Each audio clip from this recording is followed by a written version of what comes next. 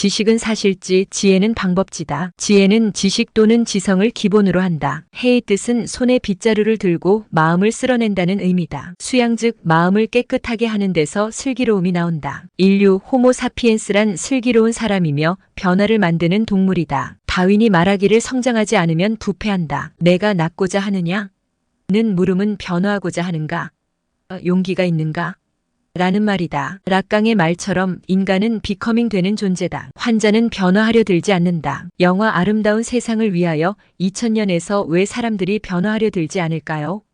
라는 기자의 질문에 대해 중학교 1학년생인 트레버는 두려워해서, 현 상태에 익숙해져서 라고 답한다. 어리석음을 이해하고 은유, 비유, 패러독스를 알면 지혜가 생긴다. 지혜는 변화를 이해하고 개선하는 개인과 사회를 바꾸는 힘이다. 지혜는 사물을 있는 그대로 유지하면서 전체적인 통찰을 갖고 공동체 구성원에 유익을 끼치는 주의 깊고 사려 분별이 있는 능력이다. 지혜는 최선의 선택과 신중한 결정을 하는 능력이다. 균형과 조화를 이루기 위한 사물과 현상의 내면을 꿰뚫어보는 기존의 방식을 넘어서 생각을 일깨우는 안목이다. 어리석음에는 어떤 것들이 있는가? 남에게 잘 보이려는 것, 모든 사람을 기쁘게 하려고 애쓰는 일, 자신의 신념을 버리고 타협하는 것, 남의 뒤에서 비방하는 일, 타인의 목적에 자신을 희생하는 일, 사소한 일에 시간을 투자하는 일 등이다. 흔히 주변 생활 속에서 어리석음이 나타난다. 로버트 스턴버그는 남을 비방하는 하나의 사례를 들었다. 한 회사의 CEO로부터 승진이 어렵다는 전화를 받은 직원이 있었다. 그 직원이 크게 낙심해서 CEO를 비판하는 말을 하고 다녔다. 사실은 그가 그 비어있는 직위에 내정되어 있었다. 추후 그 직원은 해고되었다는 이야기다. 이와 유사한 이야기는 참 많다. 남의 핑계를 대고 비난하는 일은 영향력과 관련 없다. CEO를 비난하는 사람은 승진하지 못한다. 상사를 비난하지 않으면 2인자까지는 승진할 수 있다. 구성원은 지도자의 부족한 점을 보완해주는 역할을 하는 존재이다. 어리석음에는 분명히 보이는 어리석음과 보이지 않는,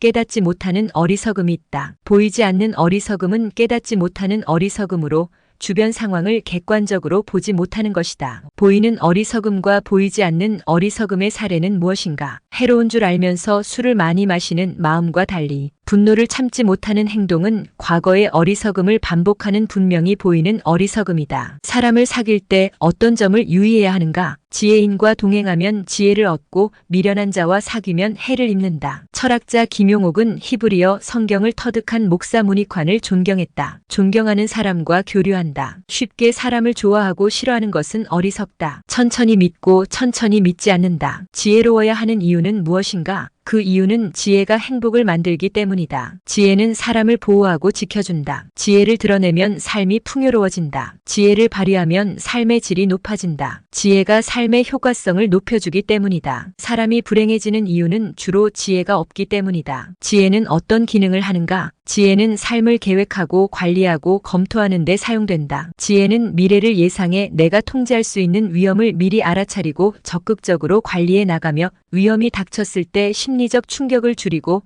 다시 일어설 수 있게 하는 역량이다. 실제로 숲속에 호랑이가 있을 때 호랑이가 없다고 생각하면 죽음에 이를 수 있다. 지혜는 좋은 생각을 유용하게 효과적으로 만든다. 예로서 지혜는 지식을 쓸모있게 만들며 건강을 즐거움으로 연결시키고 명성을 만족으로 승화시키며 불을 적절하게 사용하도록 이끈다. 지혜를 증진하려면 어떻게 해야 하는가? 우유부단 탐닉 마음 분산, 무책임 등으로부터 비롯되는 어리석음을 줄이면 된다. 이스라엘의 지혜에 의하면 잠언 1장에서 9장은 지혜가 사람에게서 나오는 것이 아니라 오히려 사람에게로 다가간다는 것을 반복해서 알려준다. 어리석음이 줄면 지혜를 맞이할 준비가 된 것이다. 크리슈나무르티는 지혜의 근원지에서 듣는 것, 되는 것, 지성, 열정, 행복, 진리, 시간, 삶, 홀로 존재함 등을 경험함으로써 그대로 편안하게 느낌으로써 지혜가 저절로 생길 수 있다고 보았다. 상황을 다른 관점, 접근으로 보고 깨달음이 생기면 그것이 지혜로 연결된다. 깨달음의 눈으로 보면 모든 것이 아름답다. 여러 시각과 방식으로 문제를 바라본다. 특정한 하나의 방식으로만 현상과 사건을 바라보지 않고